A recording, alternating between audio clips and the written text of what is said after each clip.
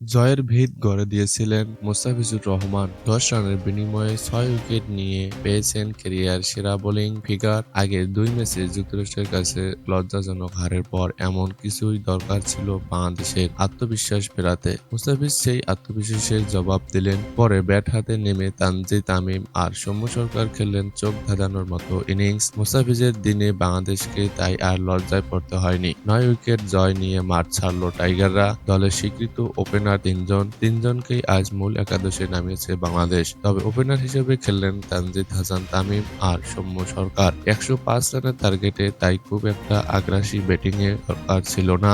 দুই ওপেনার সেই পথে যাননি। তবে প্রয়োজন মতে ব্যাট চালিয়েছেন জুনিয়র তামিম এবং সৌম্য। তামিমই একটু আগ্রাসী ছিলেন বেশি, তবে সৌম্য নিজেও কম যাননি। পাওয়ার প্লেতে যুক্তরাষ্ট্রের ৪৬ রানের বিপরীতে বাংলাদেশ তুলেছে ৪৮ রান। প্রথম ওভারে তানজিদ তামিমের ২-৪ আর তৃতীয় ওভারে সৌম্য সরকারের ১-৪ ও ১-৬। বাংলাদেশ ইনিংসের উড়ন্ত সূচনার জন্য এটুকু যেন ছিল যথেষ্ট।